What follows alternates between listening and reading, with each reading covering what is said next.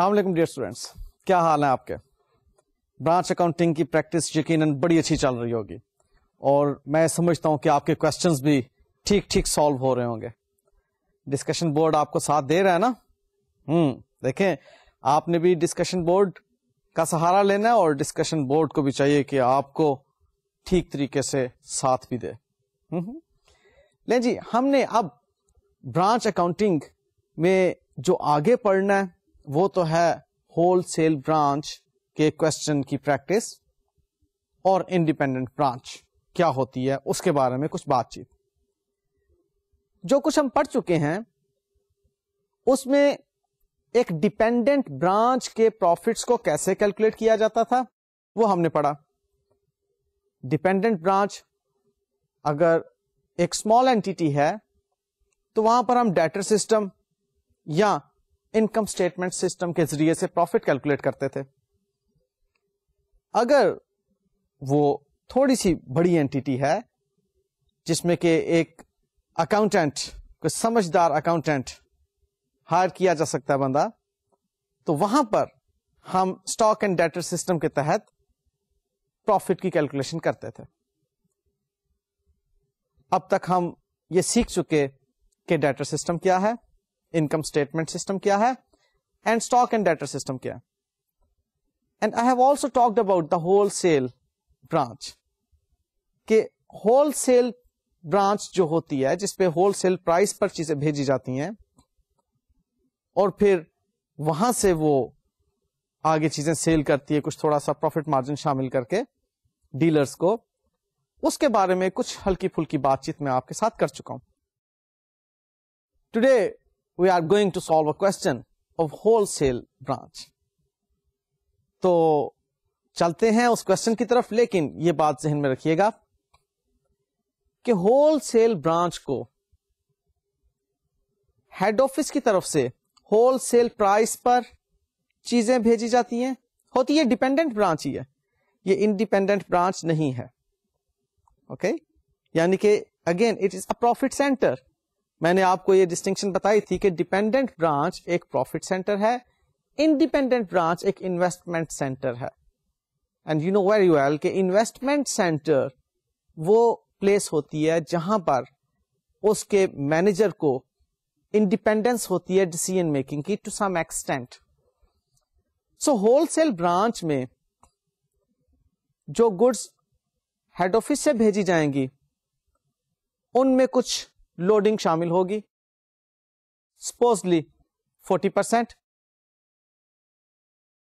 اس wholesale branch سے جو dealers کو یعنی کہ customers of that wholesale branch کو چیزیں سیل ہوں گی وہ اس 40% سے بھی زائد پروفٹ شامل کر کے جو ایک پرائس بنے گی اس پر ہوں گی. ہم فرض کر لیتے ہیں کہ اب ہول سیل برانچ کو ہم جو پرائس دیتے ہیں اس کے کسٹمرز کے لیے وہ 60% ایڈ کر کے کہتے ہیں کہ تم نے چیزیں سیل کرنی. ہیڈ آفس کو تو ان ٹوٹل 60% کا پروفٹ ہوا نا. اوکے، ریپیٹ کیے دیتا ہوں. ہیڈ آفس سے ہول سیل برانچ کو 140% پر گڈز بھیجی گئی، 140%، 140% پر، اور ہول سیل برانچ نے اپنے کسٹمرز کو جو چیزیں بیچی وہ 160% پر سیل کی. سو ٹوٹل 60% کا پروفٹ ہوا ہیڈ آفس کو. اوکے، اور برانچ کو وہ ان بٹوین 20% کا پروفٹ ہوا. ہم تو ہیڈ آفس کے پوائنٹ آف ویو سے الٹیمیٹلی دیکھیں گے کہ برانچ کیا پروفٹ میک کر رہی ہے. آئے سوال کی طرف چلتے ہیں، مزید ہمیں باتیں سوال بتائے گا. یہ کوسچن ہے جس میں گجرانوالہ برانچ ایک ہول سیل برانچ ہے اور وہاں سے چیزیں جو سیل کی جاتی ہیں وہ 60% پروفٹ آن کاسٹ پر سیل کی جاتی ہیں. Whole cell price cost plus 40% ہے. ہیڈ آفس گجرانوالہ برانچ کو 140% پر چیزیں سینڈ کرتا ہے. During the year ending on 31 December 2007 کچھ انفارمیشن گیون ہے. Opening stock on 1 January 2007 1,75,000 head office کا اور برانچ کا 0 opening stock. Purchase head office کی 1,50,000, 10,50,000 रुपए. गुड्स जो हेड ऑफिस ने ब्रांच को भेजी हैं होल सेल प्राइस पर, यानी कि जो अब प्रोफॉर्मा इनवाइस प्राइस है 3,78,000. एक्सपेंसेस हेड ऑफिस के 56,000 की हैं और ब्रांच के 7,000. सेल्स हेड ऑफिस की 1,71,000 यानी कि 10,71,000 और ब्रांच की 3,50,000. और क्लोजिंग स्टॉक हेड ऑफिस का 4,20,000 और ब्रांच का 63,000. ये क्वेश्चन आपके सामने है. इस क्वेश्चन से अब हमने हेड ऑफिस का प्रॉफिट भी कैलकुलेट करना है और ब्रांच का प्रॉफिट भी कैलकुलेट करना है. ब्रांच को नहीं बताना कि जी तुम्हें 60% का प्रॉफिट हो रहा है, यानी कि ब्रांच को 140 पर चीजें सेंड करके कहना है कि 160 पर सेल करो, और ब्रांच मैनेजर को यही पता है कि जी 20% दरमियान का प्रॉफिट है. ठीक है ना. ये थोड़ी सी चालाकी तो फिर करनी पड़ती है कि रियल प्रॉफिट ना पता चल जाए उसे. और उसके बाद हमने अपने पास प्रॉफिट की एडजस्टमेंट करना होगी. कैसे करते हैं, आइए सॉल्यूशन में देखते हैं. ये जी इनकम स्टेटमेंट है for the year ending on 31st of December 2007. इसमें एक कॉलम आपको नजर आ रहा है हेड ऑफिस के लिए और एक कॉलम आपको नजर आ रहा है गुजरांवाला ब्रांच के लिए. हेड ऑफिस का opening stock obviously at cost है 1,75,000 और ब्रांच का ओपनिंग स्टॉक नील है. इसकी दो वजूहत हो सकती हैं. हो सकता है ब्रांच अभी हमने ओपन की है, और यह भी हो सकता है कि इस ब्रांच का पिछले साल कोई क्लोजिंग स्टॉक ही नहीं था. एनीवेज, हम ओपनिंग स्टॉक में परचेजेस को ऐड करते हैं और क्लोजिंग स्टॉक को लेस करते हैं. देखिए जी, हेड ऑफिस की कॉस्ट ऑफ गुड सोल्ड हमारे पास ओपनिंग स्टॉक 175,000, परचेजेस 1,50,000 और क्लोजिंग स्टॉक 4,20,000 की एडजस्टमेंट के साथ 8,05,000 की बनती हैं. तो ये कॉस्ट ऑफ गुड सोल्ड जो हेड ऑफिस की हैं, इनको हम सेल्स में से माइनस करेंगे. हेड ऑफिस की सेल्स 1,71,000 की हैं. आप साथ साथ क्वेश्चन को रेफर करते जाइए, आपके हैंडआउट्स में भी ये क्वेश्चन मौजूद है. देखिएगा सवाल में हेड ऑफिस की सेल्स 1,71,000 की नजर आ रही हैं और गुड्स सेंट टू ब्रांच 3,78,000, इनको भी हम हेड ऑफिस की सेल्स के इक्विवेलेंट ही रखेंगे. सो जनाब, हेड ऑफिस की सेल्स 10,71,000 की और goods Saint to branch head office की जो कि सेल कंसीडर की जाएंगी 3,78,000 की बनेंगी. टोटल बन गई 14,49,000 रुपीज. इसमें से अब आपने हेड ऑफिस की कॉस्ट ऑफ गुड सोल्ड यानी कि 8,05,000 को लेस करना है और ग्रॉस प्रॉफिट आपके पास आ गया 6,44,000 रुपए, 6,44,000. अब बात आती है गुजरांवाला ब्रांच की. गुजरांवाला ब्रांच की सेल्स दी हुई है 3,50,000 की. क्वेश्चन में देख लीजिए, उसको हम सॉल्यूशन में गुजरांवाला ब्रांच के कॉलम में लिखेंगे.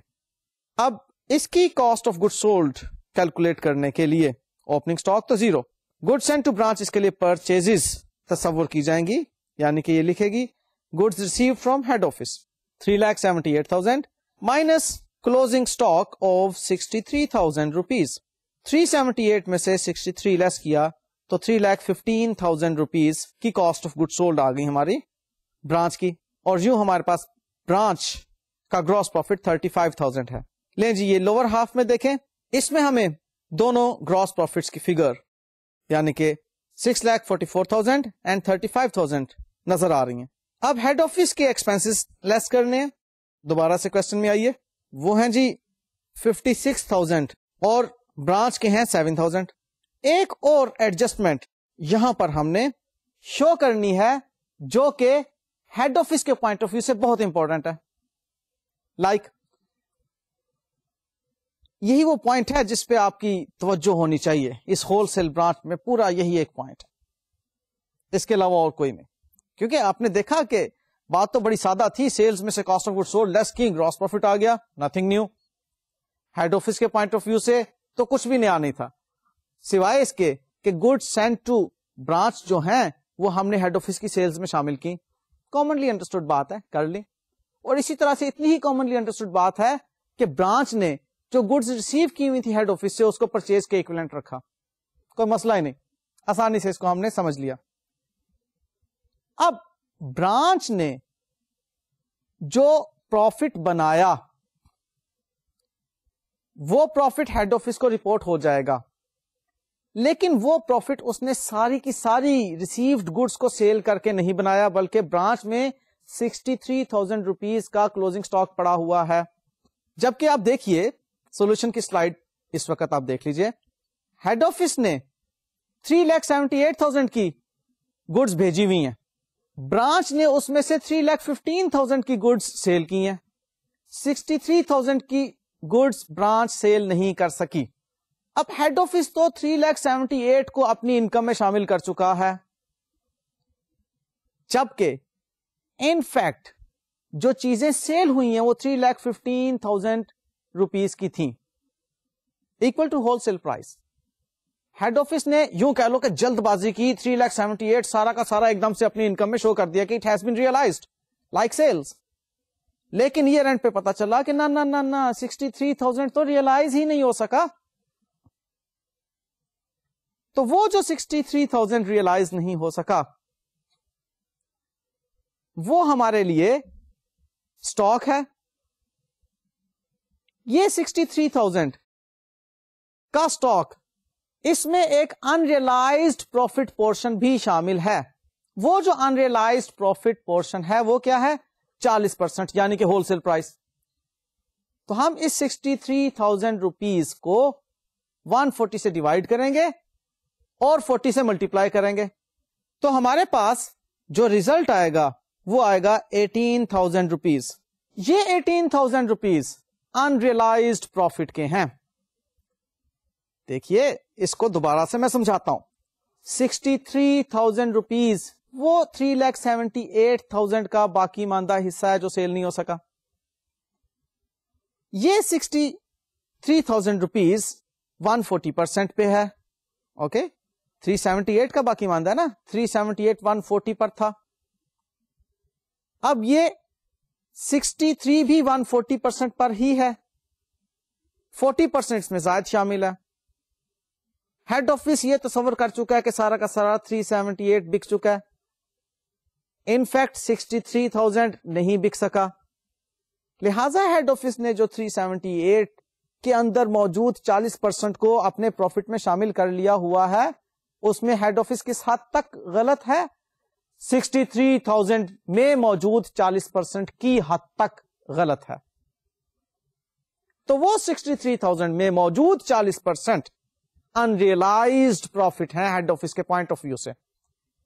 لہذا ہیڈ آفس کے گراس پروفٹ میں سے 63,000 روپیز میں موجود 40% کو انریلائزڈ پروفٹ کے طور پر باہر نکالنا ہوگا. Is this understood now? I guess yes. ٹھیک ہے. اب وہ 18,000 سولوشن میں دیکھیے آپ کو ہیڈ آفس کے پروفٹ میں سے مائنس ہوتا ہوا نظر آ رہا ہے. تو ہیڈ آفس کا پروفٹ جو 6,44,000 کا تھا, اس میں سے ہیڈ آفس کے سیلنگ ایکسپینس 56,000 اینڈ 18,000 انریلائز پروفٹ دونوں مل کر 74,000 روپیز لیس ہو رہے ہیں. تو ہیڈ آفس کا پروفٹ بن رہا ہے 5,70,000, جبکہ گجرانوالہ برانچ کا جو گراس پروفٹ 35,000 ہے اس میں سے گجرانوالہ برانچ کے 7,000 ایکسپینسز لیس کر رہے ہیں, اور گجرانوالہ برانچ کو جو پروفٹ ہوا وہ 28,000 روپیز کا پروفٹ ہوا.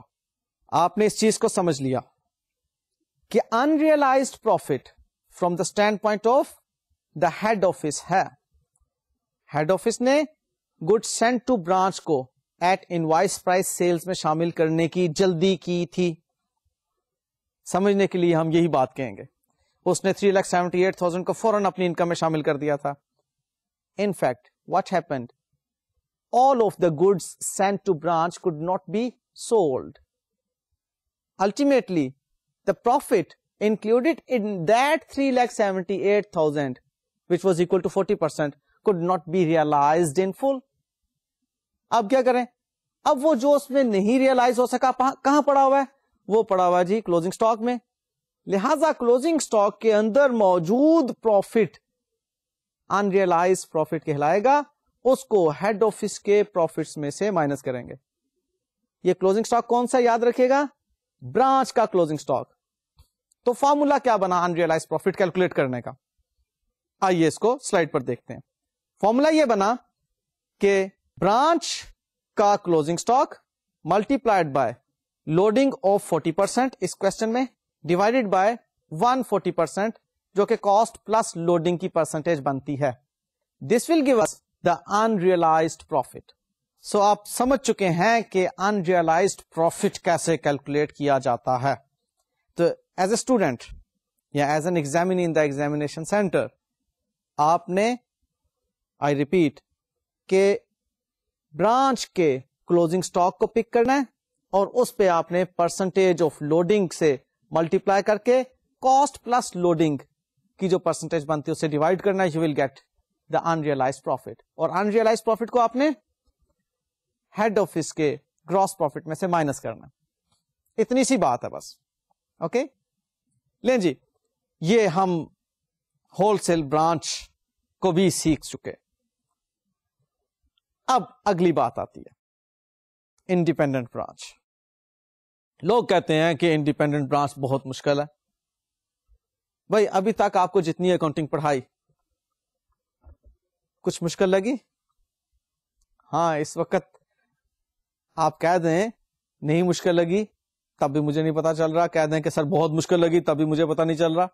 लेकिन मैं आपको इतनी सी बात समझा दूं कि अगर आपको अकाउंटिंग लैंग्वेज ट्रांसलेट करना आती है, जैसे इंग्लिश लैंग्वेज की ट्रांसलेशन आप करते हैं, उर्दू लैंग्वेज की ट्रांसलेशन करते हैं, इसी तरह से इंग्लिश से अकाउंटिंग में ट्रांसलेट या उर्दू से अकाउंटिंग में ट्रांसलेट करना अगर आपको आता है तो अकाउंटिंग मुश्किल जुबान नहीं है.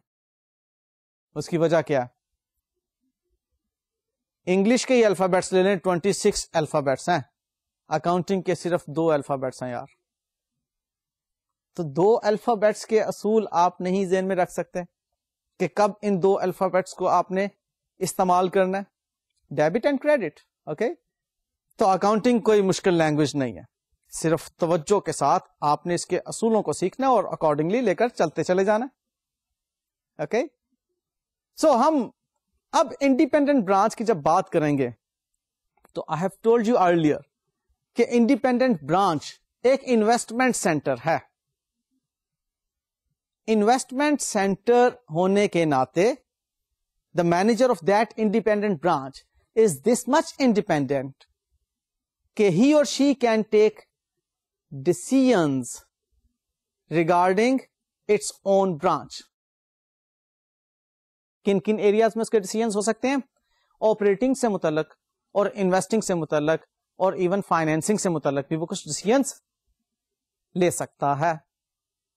अब वो जो उसने डिसीजंस लेने हैं, फॉर एग्जांपल आसान वाले डिसीजंस की बात करते हैं कि गुड्स में लोकली किससे परचेज करूं, कौन सा सप्लायर मेरे लिए ज्यादा बेहतर है, ये ब्रांच मैनेजर का अपना डिसीजन होगा. In the same way asset की purchasing, in the same way बाज़ औक़ात लोन भी कहीं से लेने के बारे में डिसीजन ब्रांच मैनेजर कर सकता है. इतनी इंडिपेंडेंस उसको दी जाती है. और एक और बात आप इस इंडिपेंडेंट ब्रांच के बारे में जहन में रखिएगा कि इंडिपेंडेंट ब्रांच में डबल एंट्री अकाउंटिंग सिस्टम हो रही होगी. And when we talk about double entry accounting system, तो डू रिमेंबर कि the ultimate result of double entry accounting system is a trial balance. You will be with a trial balance.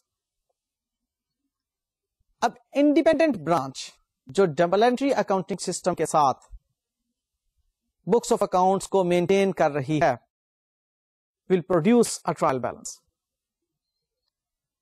और जब भी trial balance की बात आती है तो वी नो वेरी वेल कि ट्रायल बैलेंस में पांचों के पांचों मेन हेड्स मौजूद होते हैं. कौन से कौन से? Assets, liabilities, incomes and expenses, और पांचवा ओनर्स इक्विटी. लेकिन ब्रांच में ओनर्स इक्विटी नहीं होगी. तो ब्रांच में कौन सा हेड ओनर्स इक्विटी को रिप्लेस कर रहा होगा? हेड ऑफिस अकाउंट کا ہیڈ. کیونکہ برانچ کو ڈائریکٹلی اونر فائنینس نہیں کر رہا ہوتا, برانچ کو ہیڈ آفس فائنینس کر رہا ہوتا. تو اونرز اکویٹی ایک مین سورس آف فائنینس ہے نا. تو برانچ کے ٹرائل بیلنس میں پانچواں مین ہیڈ جو آپ کو نظر آئے گا وہ ہیڈ آفس اکاؤنٹ کو شو کر رہا ہوگا. اس کو ہیڈ آفس کرنٹ اکاؤنٹ بھی کہہ سکتے ہیں, current account with head office بھی کہہ سکتے ہیں, اس کو آپ سمپل ہیڈ آفس اکاؤنٹ بھی کہہ سکتے ہیں. ٹھیک ہے. تو اب برانچ کا ٹرائل بیلنس آپ ہیڈ آفس کے اکاؤنٹنٹ کو دے دیں اور اس ہیڈ آفس کے اکاؤنٹنٹ سے کہیے کہ برانچ کے ٹرائل بیلنس میں موجود تمام ایکسپینسز کو ہیڈ آفس کے ایکسپینسز میں کنسولیڈیٹ کر لو. کنسولیڈیٹ مینز اکٹھا کر لو. برانچ کے ٹرائل بیلنس میں موجود انکمز کو ہیڈ آفس کی انکمز میں کنسولیڈیٹ کر لو, شامل کر لو. برانچ کے ٹرائل بیلنس میں موجود برانچ کے ایسٹس کو ہیڈ آفس کے ایسٹس میں شامل کر لو. ان دا سیم وے برانچ کے ٹرائل بیلنس میں موجود لائبلٹیز کو ہیڈ آفس کی لائبلٹیز میں شامل کر لو. ایسا جب کر لیں گے تو بتائیے کہ ہیڈ آفس اب جو فائنینشیل اسٹیٹمنٹس بنائے گا کس انفارمیشن کی مدد سے؟ جس انفارمیشن میں برانچ کی تمام انفارمیشن شامل ہو چکی ہوئی ہے. تو وہ فائنینشیل اسٹیٹمنٹس ٹوٹل بزنس کی پوزیشن بتا رہی ہوں گی یا نہیں؟ ڈیفینیٹلی. وہ صرف ہیڈ آفس کی فائنینشیل پرفارمنس یا فائنینشیل پوزیشن نہیں بتا رہی بلکہ آن دا ہول پورے بزنس کی, جس میں کہ برانچ کی طرف سے بھی انفارمیشن آ چکی ہے, وہ بھی بتا رہی ہے. ٹھیک ہے نا. سو انڈیپینڈنٹ برانچ میں ہم نے برانچ کی طرف سے بھیجے گئے ٹرائل بیلنس میں موجود انفارمیشن کو انکارپوریٹ کرنا ہے ہیڈ آفس کے ٹرائل بیلنس میں. دیکھیے یہ بات آپ کو معلوم ہے کہ ٹرائل بیلنس میں فائنل فگرز ہوا کرتی ہیں. فائنل مینس لیجر اکاؤنٹ کے کلوزنگ بیلنسز کو ٹرائل بیلنس میں رکھا جاتا ہے, وہاں سے پھر ہر بیلنس کو اٹھا کر انکم اسٹیٹمنٹ یا بیلنس شیٹ میں پہنچایا جاتا ہے. اب ہیڈ آفس کے ٹرائل بیلنس میں برانچ کی انفارمیشن تو نہیں موجود ہوتی, اس لیے برانچ کے ٹرائل بیلنس کو اٹھا کے ہیڈ آفس کے ٹرائل بیلنس میں شامل کیا جاتا ہے, انکارپوریٹ کیا جاتا ہے, کنسولیڈیٹ کیا جاتا ہے, اور پھر جو کنسولیڈیٹڈ انفارمیشن ہوتی ہے اس کو اٹھا کر انکم اسٹیٹمنٹ میں اور بیلنس شیٹ میں پریزنٹ کیا جاتا ہے. تب جا کے ہم کہتے ہیں کہ اوکے جی اب یہ پوزیشن ٹھیک ہے. باتیں سمجھ آ رہی ہیں؟ اچھا جی, اب یہاں پر ایک انتہائی اہم بات مجھے آپ کو بتانا. وہ بات بتانے سے پہلے ایک ٹرانزیکشن میں آپ کے ساتھ کرتا ہوں اور پھر وہ والی بات کروں گا. سپوزلی میں نے آپ سے گڈز پرچیز کی, آپ کیا اکاؤنٹنگ انٹری پاس کریں گے؟ میں نے آپ سے گڈز پرچیز کی یعنی کہ آپ نے سیل کی ہیں, بتاؤ آپ کیا اکاؤنٹنگ انٹری پاس کریں گے؟ بالکل ٹھیک, آپ مجھے ایز اے ڈیٹر ڈیبٹ کریں گے. Mian Farhan debit, sales income credit, یہ اکاؤنٹنگ انٹری آپ نے پاس کر لی. میں آپ کی بکس میں ڈیٹر کہلایا. میں اپنی بکس آف اکاؤنٹس میں کیا اکاؤنٹنگ انٹری پاس کروں گا؟ بالکل ٹھیک, پرچیزز کو ڈیبٹ اور آپ کو ایز اے کریڈیٹر کریڈٹ. اب دیکھیے اس اکاؤنٹنگ انٹری کی بیس پر آپ میری بکس میں لائبلٹی بن گئے اور آپ نے جو اکاؤنٹنگ انٹری پاس کی اس کی بیس پر آپ کی بکس میں ایسٹ بن گیا. ٹرانزیکشن تو ایک ہی ہے نا, کہ میں نے آپ سے گڈس پرچیز کی, آپ نے مجھے گڈس سیلز کی. ٹرانزیکشن تو ایک ہی ہے, ڈیلنگ تو ایک ہی ہے, لیکن اس ڈیلنگ کی بنیاد پر آپ مجھے ایسٹ بنا رہے ہیں اور میں آپ کو لائبلٹی بنا رہا ہوں. یعنی کہ آپ کی بکس میں میرا ڈیبٹ بیلنس نظر آ رہا ہے اور میری بکس میں آپ کے نام سے جو اکاؤنٹ اوپن ہے اس کا کریڈٹ بیلنس نظر آ رہا ہے.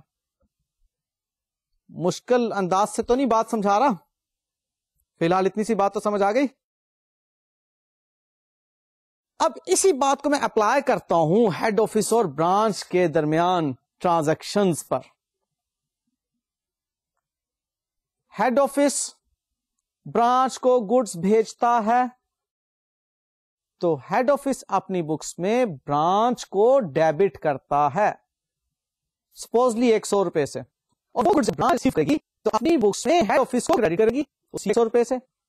سو جب ہیڈ آفس نے اپنی بکس آف اکاؤنٹس میں برانچ کا لیجر اکاؤنٹ دیکھنا ہے تو اسے نظر آنا ہے کہ برانچ ڈیبٹ بیلنس دے رہی ہے, اور برانچ کی بکس میں جب ہیڈ آفس کا لیجر اکاؤنٹ دیکھا جائے گا تو اس میں head office account credit balance دے رہا ہوگا 100 روپیز سے. اماؤنٹ دونوں سیم لیکن اپوزٹ نیچر. ادھر ہیڈ آفس کی بکس میں برانچ کا ڈیبٹ بیلنس 100, ادھر برانچ کی بکس میں ہیڈ آفس کا کریڈٹ بیلنس 100. ایسا ہونا چاہیے یا نہیں بھائی؟ اس پہ میں نے آپ کو سیل اور پرچیز کی ٹرانزیکشن سے لے کر آگے بڑھایا,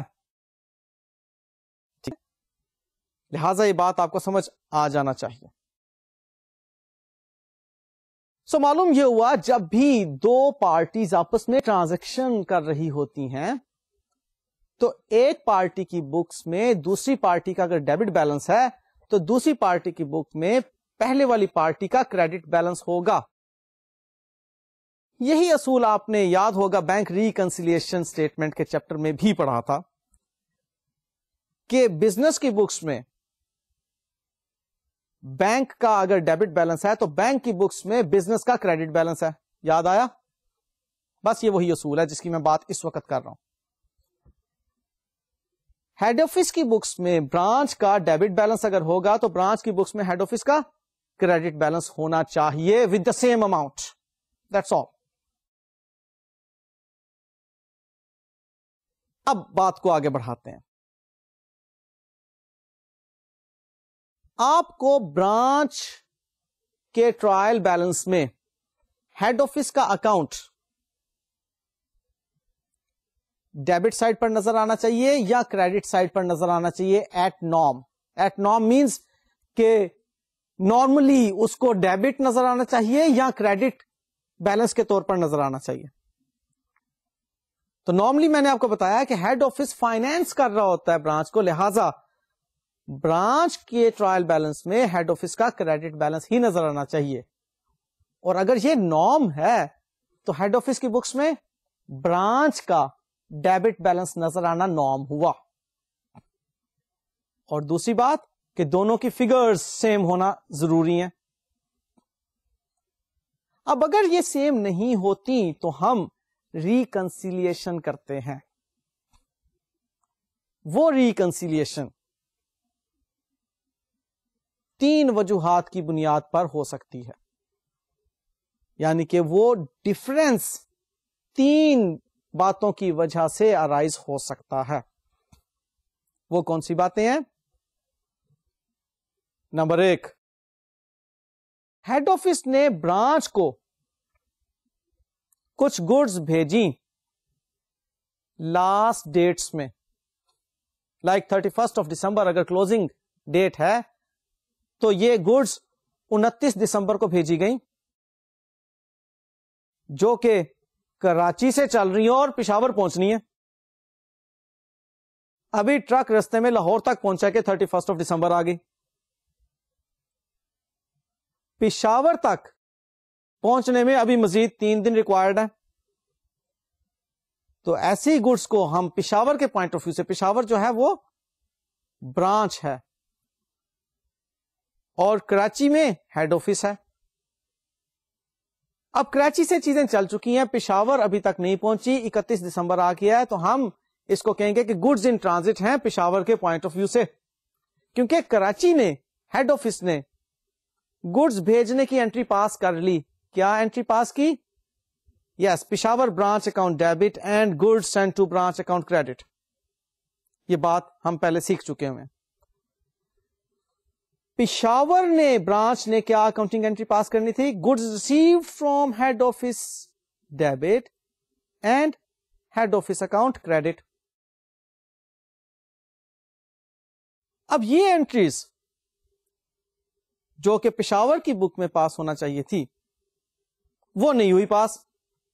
تو بتائیے پشاور کی بک میں موجود ہیڈ آفس کا اکاؤنٹ کم کریڈٹ ہوا, جبکہ کراچی ہیڈ آفس کی بکس میں برانچ کا اکاؤنٹ زیادہ ڈیبٹ ہو گیا. دونوں آپس میں ریکنسائل نہیں کر رہے, آپس میں مل نہیں رہے, ایک بیلنس نہیں دے رہے. اب یہ کس وجہ کی بیس پر ڈفرنس آ رہا ہے؟ گڈز ان ٹرانزٹ کی بیس پر. تو یہ گڈز ان ٹرانزٹ کی انٹری آپ پشاور برانچ کی بکس میں پاس کریں گے. کیسے؟ Goods in transit account debit and head office account credit. So جی یہ گڈز ان ٹرانزٹ کی انٹری یاد رکھیے گا. گڈز ان ٹرانزٹ کی انٹری یا ہیڈ آفس کی بک میں پاس ہوگی یا برانچ کی بکس میں پاس ہوگی. دونوں کی بکس میں یہ اکاؤنٹنگ انٹری پاس نہیں کی جائے گی, کیونکہ اب دیکھیے نا, ہیڈ آفس تو اکاؤنٹنگ انٹری پاس کر چکا ہوا ہے, برانچ کو ڈیبٹ کر چکا ہوا ہے. دس از دا برانچ جس کو کہ اکاؤنٹنگ انٹری بھی پاس کرنا تھی. گڈس چونکہ ریسیو نہیں ہوئی اس لیے وہ گڈس ریسیوڈ نہیں کہہ سکتا, گناہ ہوگا, اس لیے وہ گڈز ان ٹرانزٹ کا لفظ استعمال کرے گا یہاں پہ. لہذا گڈز ان ٹرانزٹ ڈیبٹ اور ہیڈ آفس کا اکاؤنٹ کریڈٹ. بات سمجھ میں آ گئی؟ اب اسی طرح سے دوسری ریزن کو دیکھتے ہیں ریکنسیلیشن کی, وہ ہے cash in transit. Supposedly Peshawar branch نے کراچی ہیڈ آفس کو چیک بھیجا, پشاور نے فوراً اکاؤنٹنگ انٹری پاس کی head office account debit and bank account credit, کیونکہ چیک بھیجا جا چکا ہے, اس کے پوائنٹ آف ویو سے اکاؤنٹنگ انٹری پاس ہو جانا چاہیے. وہ چیک 31 دسمبر تک ہیڈ آفس کو نہیں ملا تو ہیڈ آفس انٹری پاس ہی نہیں کر سکتا. ریکنسلیشن میٹر آ گیا, کیونکہ اب پشاور ہیڈ آفس کو ڈیبٹ کر چکا ہے کیش سینڈ کی وجہ سے, جبکہ ہیڈ آفس کو جب کیش ملے گا تو وہ پھر بینک کو ڈیبٹ اور برانچ کو کریڈٹ کرے گا نا. وہ نہیں کر رہا جی, مجھے تو پیسے نہیں ملے ابھی تک. سچا ہے, لیکن اس ڈفرنس کو دور کرنے کے لیے اب اس کو ایک اکاؤنٹنگ انٹری پاس کرنا پڑے گی. کسے؟ کراچی ہیڈ آفس کو. اور وہ اکاؤنٹنگ انٹری کیا ہوگی؟ Cash in transit account debit and yes Peshawar branch account credit. اب آپ نے دیکھا کہ اب جو کیش ان ٹرانزٹ کی انٹری ہے یہ صرف کراچی کی بکس میں ہو رہی ہے, یہ پشاور برانچ کی بکس میں نہیں ہو رہی, کیونکہ پشاور برانچ کی بکس میں یہ اکاؤنٹنگ انٹری پاس ہو چکی ہے. تو گڈز ان ٹرانزٹ ہوں یا کیش ان ٹرانزٹ ہوں, دونوں میں سے کسی ایک کی بک میں اکاؤنٹنگ انٹری پاس کی جائے گی. اور نارم یہ ہے کہ جو بھیج رہا ہے وہ تو اکاؤنٹنگ انٹری پاس کر چکا, جس کو بھیجی جا رہی ہیں گڈز یا کیش وہ ان ٹرانزٹ کی اکاؤنٹنگ انٹری پاس کرے. دیکھیں گڈز کے زمرے میں بھی پشاور گڈز ریٹرن کر سکتا ہے ہیڈ آفس کو, تو گڈز ان ٹرانزٹ کی انٹری ہیڈ آفس کی بکس میں بھی آ سکتی ہے. اور کیش کے پوائنٹ آف ویو سے کراچی بھی تو پشاور برانچ کو کیش بھیج سکتا ہے, بھلے وہ انڈیپینڈنٹ ہی کیوں نہ ہو. تو کیش اگر رستے میں ہے ابھی اس تک نہیں پہنچا تو وہ ان ٹرانزٹ کہلائے گا پشاور برانچ کے پوائنٹ آف ویو سے. آئی گیس آپ کو پوائنٹ کلیئر ہو گیا goods in transit and cash in transit کا. بس بات جو ذہن میں رکھنی ہے آپ نے وہ یہ ہے کہ accounting entry for goods in transit and cash in transit is passed in the either books. دونوں میں سے کسی ایک کی کتاب میں یہ اکاؤنٹنگ اینٹری پاس کی جائے گی, دونوں کی بکس میں یہ اکاؤنٹنگ اینٹری پاس نہیں کی جاتی, یا ہیڈ آفس کی بک میں یا برانچ کی بک میں. اب تیسری وجہ کیا بنتی ہے وہ ہے مسٹیک. کسی ایک سے, ہیڈ آفس سے یا برانچ سے.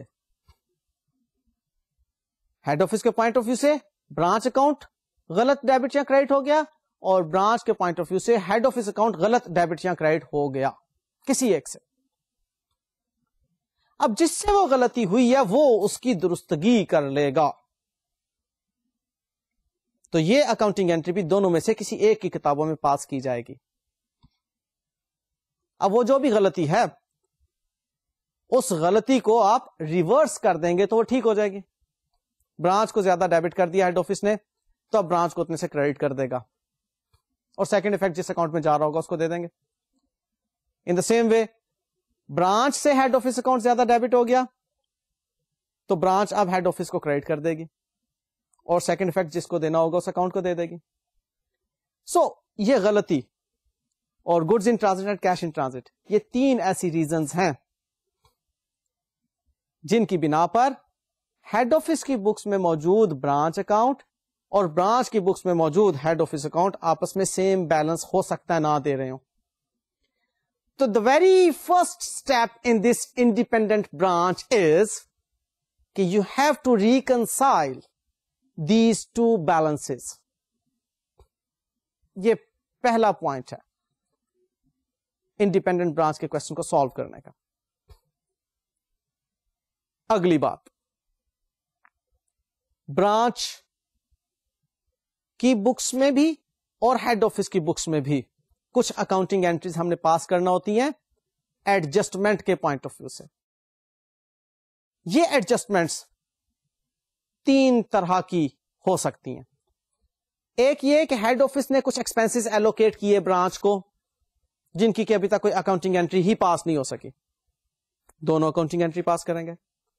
دوسرا یہ کہ ہیڈ آفس برانچ کے فکسڈ ایسٹس کو اپنی بکس آف اکاؤنٹس میں مینٹین کیے ہوئے ہے, ان کی کوئی ڈیپریسیشن کی انٹری پاس نہیں کی جا سکی ایئر اینڈ پہ, تو اس کی ڈیپریسیشن کی اکاؤنٹنگ انٹری بھی دونوں بکس میں پاس کی جائے گی. اور تیسری وجہ یہ کہ اگر برانچ نے کسی دوسری برانچ کو گڈس ٹرانسفر کی ہیں یا کسی دوسری برانچ سے گڈس ریسیو کی ہیں تو اس کی بھی ایڈجسٹمنٹ برانچ اور ہیڈ آفس دونوں کی بکس میں کی جائیں گی. آئیے دیکھتے ہیں کہ ایڈجسٹمنٹ کیسے کی جاتی ہیں. اس میں ہیڈ آفس برانچ کو کچھ ایکسپینس ایلوکیٹ کر رہا ہے. اب برانچ کو ایکسپینس ایلوکیٹ کرنے کی اکاؤنٹنگ انٹری ہیڈ آفس کی بکس میں ہوگی branch account debit and specific expense account credit, اور برانچ کی بکس میں اس ٹرانزیکشن کے لیے اکاؤنٹنگ انٹری پاس کی جائے گی specific expense account debit and head office account credit. In a way یہاں پر ہیڈ آفس نے فائنینس کیا ہے برانچ کو اس ایکسپینس کے لیے, کیونکہ ہیڈ آفس اپنے ایکسپینسز کو ڈیبٹ کر چکا ہے.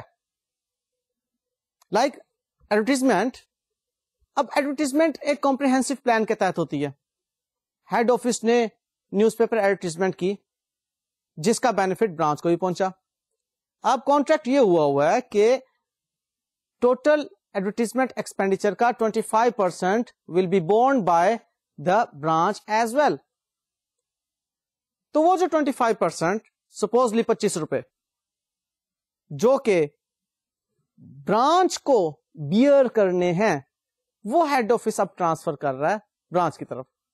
تو ہیڈ آفس کی بکس میں جو اکاؤنٹنگ انٹری بنتی ہے وہ یہی بنتی ہے کہ اپنے ایڈورٹیزمنٹ ایکسپینس کو کریڈٹ کرے اور برانچ اکاؤنٹ کو ڈیبٹ کر دے, اور ادھر سے برانچ کیا اکاؤنٹنگ انٹری پاس کر رہا ہے ایگزیکٹلی اب وہ اپنے ایڈورٹیزمنٹ ایکسپینس کو بنانے کے لیے ڈیبٹ کر رہا ہے 25 روپیز سے, اور کریڈٹ اس کا دے رہا ہے ہیڈ آفس کو کیونکہ ہیڈ آفس نے فائنینس کیے یہ 25 روپیز.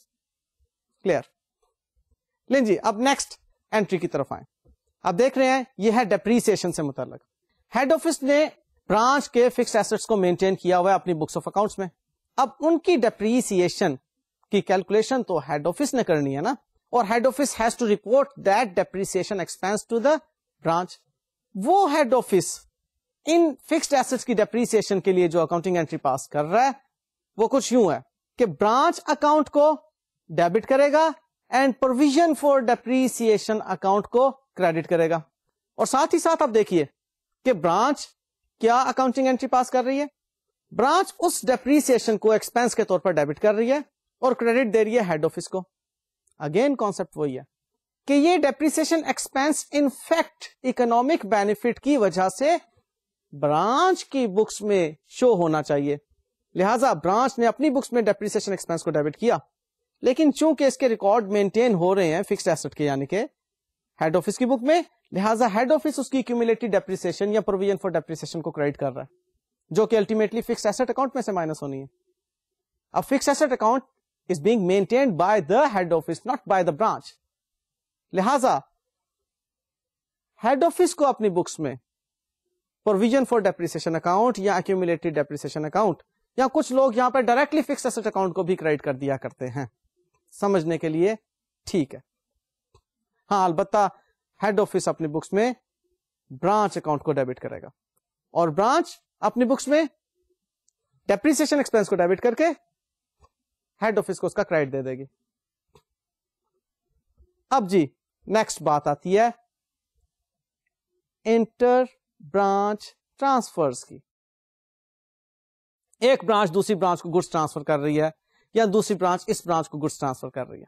इस ट्रांजैक्शन को हम कुछ यूं लेंगे कि हेड ऑफिस की बुक्स में रिसीविंग ब्रांच डेबिट होगी और सेंडिंग ब्रांच क्रेडिट होगी, और ब्रांच की बुक्स में अगर तो ये ब्रांच सेंडिंग ब्रांच है तो हेड ऑफिस को डेबिट करेगी और goods return to head office को क्रेडिट कर देगी, और अगर ये ब्रांच रिसीविंग ब्रांच है तो ये goods received from head office को डेबिट करेगी और हेड ऑफिस अकाउंट को क्रेडिट करेगी.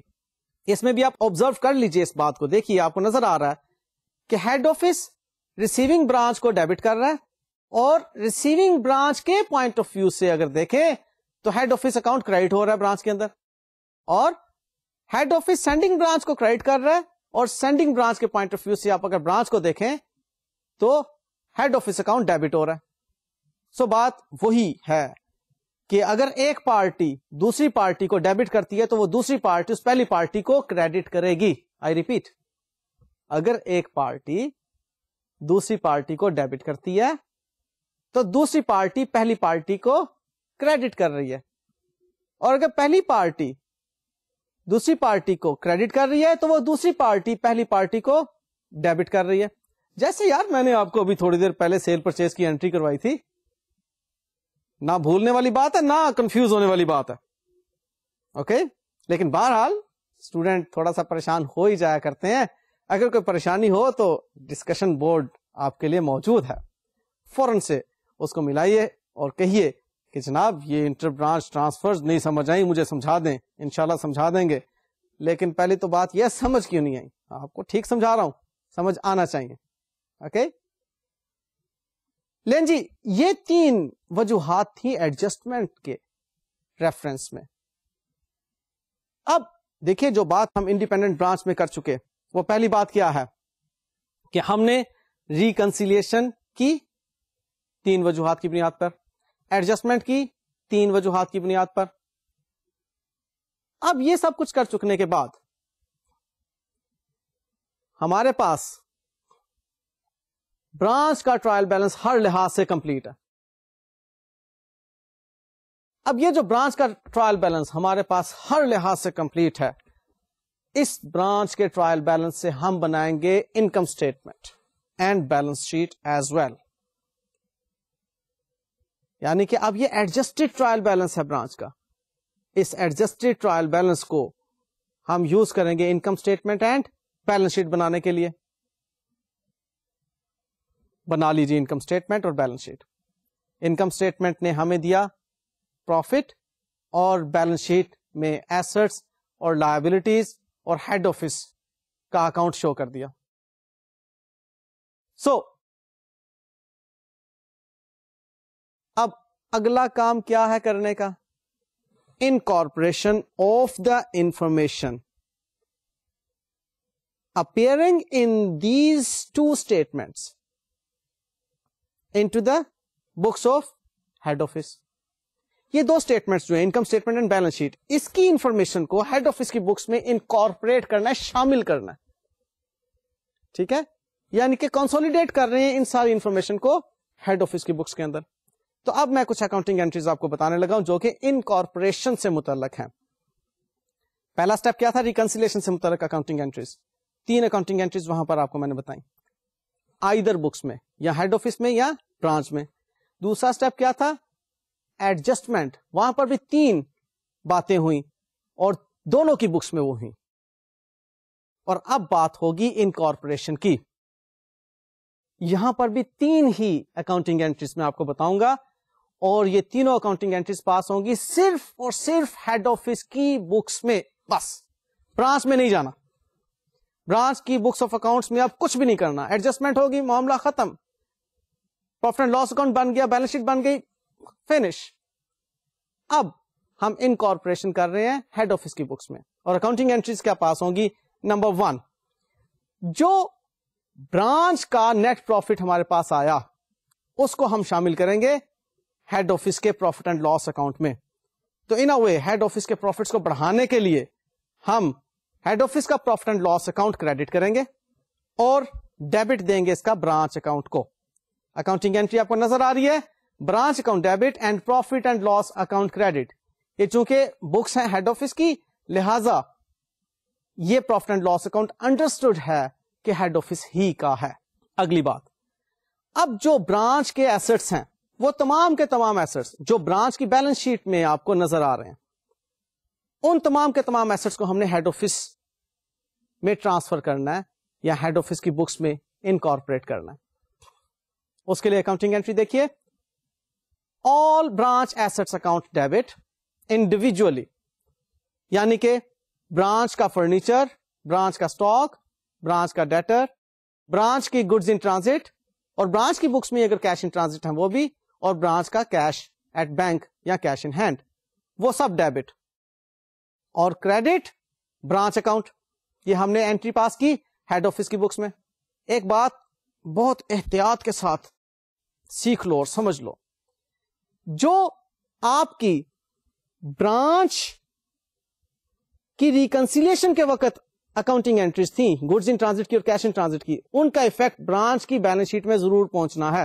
اور چونکہ وہ برانچ کی بیلنس شیٹ میں ایسٹ ہیں لہذا وہ یہاں پر انکارپوریٹ ہوں گے. کلیئر؟ ٹھیک ہے.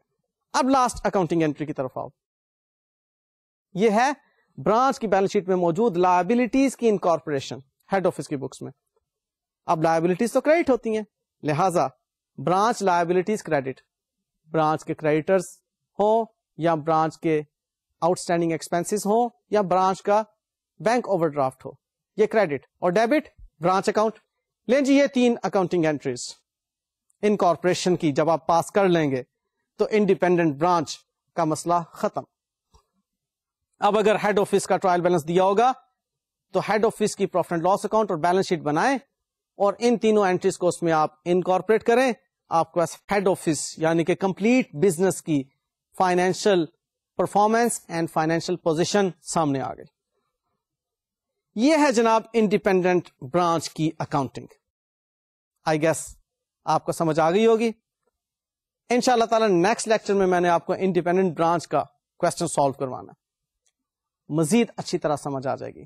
تب تک آپ ان اکاؤنٹنگ انٹریز کو دوبارہ سے دیکھیے اور خود سے اس کوشچن کو ٹرائی کیجئے. آپ کے پاس ہینڈ آؤٹس میں موجود ہے. باقی میں انشاءاللہ تعالی آپ کی ہیلپ کروں گا لیکن نیکسٹ لیکچر میں. اجازت دیجیے. اللہ حافظ.